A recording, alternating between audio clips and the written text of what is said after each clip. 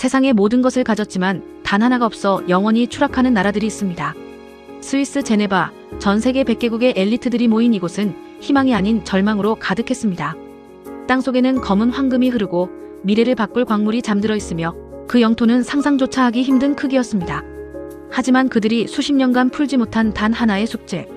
왜 우리는 자원 하나 없는 저 작은 나라를 결코 따라잡을 수 없는가? 오늘 그들이 돈으로도 군사력으로도 결코 살 수 없었던 한국의 마지막 비밀이 밝혀집니다. 카자흐스탄 국가개발전략위원회의 수석기획관인 저는 그날 아침 확신에 차 있었습니다. 우리의 영토는 272만 제곱킬로미터, 한국의 27배가 넘습니다. 이 거대한 땅과 무한한 자원 위에 한국의 성공.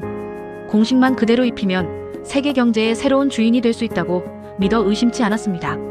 하지만 회의장에 들어선 순간 저는 거대한 위화감에 휩싸였습니다. 아프리카의 장관부터 동남아의 관료까지 모두가 한국의 자료를 펼쳐놓고 격론을 벌이고 있는데 정작 이 회의의 주인공인 한국인은 단 한 명도 보이지 않았습니다. 더 기가 막힌 것은 가장 앞줄 가장 좋은 자리에 놓인 중국의 명패가 그들의 오만함처럼 텅 비어 있었다는 사실입니다. 그때 장내의 모든 소음이 멎었습니다. 세계 경제학에 살아있는 전설 보엠 박사가 단상에 올라 장내의 모든 기대를 단 한마디로 산산조각 냈습니다. 분명히 말씀드리지만 한국의 발전 정책을 그대로 복사하겠다는 생각은 지금 당장 버리십시오. 여러분은 100% 실패합니다. 박사의 첫마디는 얼음장처럼 차가웠습니다. 그가 첫 번째 근거로 제시한 것은 경제학의 모든 상식을 뒤엎는 한 장의 사진이었습니다. 포탄이 쏟아지는 전쟁터 한복판, 총성이 멎지 않는 지옥 속에서 그들은 공장이 아닌 학교를 세웠습니다. 국가재건의 정석은 무너진 인프라를 복구하는 것이지만 한국은 달랐습니다. 당장 먹을 것이 없어 굶주리면서도 들어오는 원조 자금의 상당 부분을 교사를 길러내고 무너진 학교를 다시 짓는 데 쏟아부었습니다. 그들은 인프라가 아닌 미래 세대의 머릿속에 모든 것을 걸었던 겁니다. 박사가 객석을 향해 물었습니다. 여러분에게 묻겠습니다. 당장 내일 죽을지도 모르는 전쟁터에서 마지막 남은 돈으로 아이들에게 연필을 쥐어줄 수 있겠습니까? 이 무서운 시작 전부터 따라 할 수 있는 나라는 지구상에 단 한 곳도 없습니다. 그 비상식적인 선택은 산업화 시대에도 그대로 이어졌습니다. 1968년 차도 거의 없던 나라가 국가 1년 예산의 20%에 달하는 429억 원을 쏟아부어 서울과 부산을 잇는 고속도로를 깔기 시작했습니다. 모두가 무모한 도박이라 비웃었지만 불과 2년 5개월 만에 기적처럼 완성해냈죠. 기술도 자본도 경험도 없던 시절에는 조상들의 피해 대가인 대일 청구권 자금을 종잣돈 삼아 1970년 영임한 허허벌판에 제철소를 짓기 시작했습니다. 세계은행조차 경제적 타당성이 없다고 평가했지만 1973년 마침내 첫 쇳물을 쏟아냈습니다. 그들은 미래가 오기를 기다린 것이 아니었습니다. 길이 없고 철이 없다면 먼저 길을 내고 쇠를 만들어 미래를 현재로 강제로 끌고 온 것입니다. 수요가 공급을 만드는 것이 아니라 압도적인 공급으로 미래의 수요를 창조해버린 무서운 역발상이었습니다. 더 놀라운 것은 이 모든 역발상이 하나의 거대한 설계도 위에 그려져 있었다는 사실입니다. 포항에서 생산된 철이 창원에서 기계가 되고 울산에서 배와 자동차로 조립되며 구미의 전자부품이 그 모든 것의 두뇌가 되는 완벽한 산업 생태계. 나라 전체를 하나의 거대한 유기체적 공장으로 묶어버린 겁니다. 수많은 나라가 이 모델을 복사해갔습니다. 우리 카자흐스탄 역시 수억 달러를 들여 똑같은 제철소를 지었죠. 하지만 결과는 처참했습니다. 우리는 기계는 사올 수 있었지만 밤을 새워서라도 문제를 해결하는 기술자와 내일처럼 공장을 돌리는 사람들의 정신까지 갖고 오지는 못했던 겁니다. 결국 최신 기계는 가장 비싼 고철 덩어리가 되었고 화려한 건물은 유령 도시만을 남겼습니다. 그들은 기계를 살 때 사람을 빚어냈던 겁니다. 1987년 6월 나라가 두 동강날 듯한 민주화의 경랑이 대한민국을 휩쓸었습니다. 거리에선 최루탄 연기가 자욱했고 사람들은 피를 흘리며 독재 타도를 외쳤습니다. 대부분의 나라였다면 경제는 그대로 멈추었을 것입니다. 하지만 한국의 공장은 단 하루도 멈추지 않았습니다. 거리에서는 민주주의를 위해 싸우면서도 공장에서는 나라의 미래를 위해 라인을 지켰던 겁니다.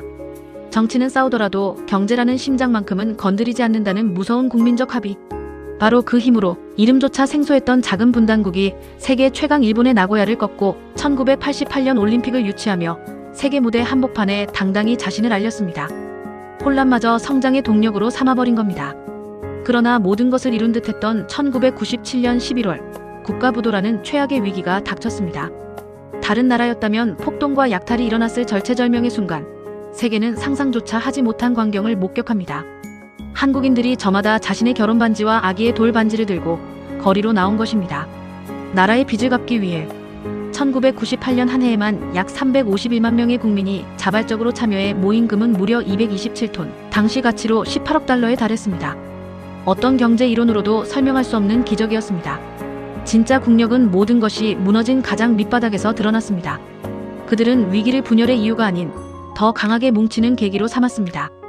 위기를 극복한 한국은 이전보다 훨씬 강해졌습니다. 누가 봐도 명백한 선진국이었지만 이상하게도 그들은 그 명예로운 타이틀을 계속해서 거부했습니다. 자국의 농업과 같은 약한 산업을 보호하기 위한 방어막을 포기할 수 없다는 지독히도 현실적인 계산 때문이었죠. 명분보다 국익을 택한 겁니다. 결국 참다 못한 국제사회가 나섰습니다. 2021년 7월 2일 UN 무역개발회의 UNCTAD는 본인의 의사와 상관없이 대한민국을 개발도상국 그룹에서 선진국 그룹으로 지위를 변경하는 안을 만장일치로 통과시켰습니다. 1964년 UNCTAD 설립 이래 세계가 한 나라를 강제로 끌어올린 역사상 최초의 사건이었습니다. 모두가 들어가고 싶어하는 그 문을 한국은 등 떠밀려 들어간 유일한 나라가 된 것입니다. 그리고 보웬 박사는 가장 잔인한 진실을 밝혔습니다. 안타깝게도 여러분이 따라가려던 그 길은 이제 영원히 사라졌습니다. 한국이 맨손으로 시작해 한 단계씩 밟고 올라갔던 성장의 사다리가 있었습니다. 그런데 문제는 한국이 그 정상에 도착한 직후 거대한 후발주자들이 아래쪽 칸을 독차지하고 기술 장벽이 위쪽 칸을 막아서면서 사다리 자체가 끊어져 버렸다는 것입니다. 박사의 목소리가 강당에 무겁게 울려 퍼졌습니다. 다시 말해 한국은 그 사다리를 오를 수 있었던 인류 역사의 마지막 나라입니다. 그리고 그들은 절박하게 올라간 것이 아니라 누구보다 먼저 그리고 여유롭게 정상에 도착해 있었습니다. 보웬 박사의 마지막 결론은 허무할 만큼 단순했습니다. 여러분, 한국의 공장과 제도를 복사해도 아무 소용 없습니다. 여러분이 배워야 할 것은 그 껍데기가 아니라 그 안에 흐르는 정신입니다. 이 모든 기적의 비결은 돈으로 살 수 있는 제도나 기술이 아니었습니다. 전쟁터에서도 교육을 선택하고 나라가 망하자 자신의 가장 소중한 것을 내놓게 만든 돈으로도 기술로도 결코 복제할 수 없는 한국인의 정신. 어떤 불구덩이 앞에서도 우리는 반드시 해낸다고 믿는 그 지독한 확신. 바로 그것이었습니다. 저는 그 순간 몇 달 밤을 새워 만든 우리 카자흐스탄의 개발 계획서를 조용히 가방에 집어넣었습니다. 그 안에는 온통 사고, 짓고, 캐내는 이야기뿐 가장 중요한 사람에 대한 이야기는 단 한 줄도 없었기 때문입니다. 정상에 오른 그 거인은 결코 쉬지 않았습니다. 세계인의 스마트폰과 컴퓨터를 움직이는 메모리 반도체를 장악하고 가장 까다로운 미래형 선박을 건조하며 이제는 최첨단 무기를 만들어내고 있습니다. 2022년 한 해에만 173억 달러를 돌파한 K-방산 수출은 이제 다른 자원 부국들이 가진 자원의 진정한 가치를 결정하는 열쇠를 한국이 쥐게 되었음을 의미합니다. 한국의 기술이 없다면 그들의 자원은 그저 비싼 돌덩어리에 불과하게 된 것입니다. 1등에도 만족하지 않고 누구도 따라올 수 없는 속도로 다음 시대를 향해 질주하고 있었습니다. 어쩌면 한국을 움직이는 이 보이지 않는 힘은 과거의 유산이 아니라 우리 모두의 내면에 여전히 잠들어 있는지도 모릅니다. 우리가 걸어온 길은 결코 평범하지 않았습니다. 오늘 이야기가 그 위대한 여정을 다시 한번 되새기고 내일을 향한 자부심을 갖는 계기가 되었으면 합니다. 오늘 이야기의 깊은 울림을 느끼셨다면 구독과 좋아요로 응원해주세요. 여러분께서 생각하시는 돈이나 자원으로 결코 흉내낼 수 없는 한국의 진짜 힘은 무엇이라고 생각하시는지 댓글로 여러분의 생각을 나눠주시면 감사하겠습니다.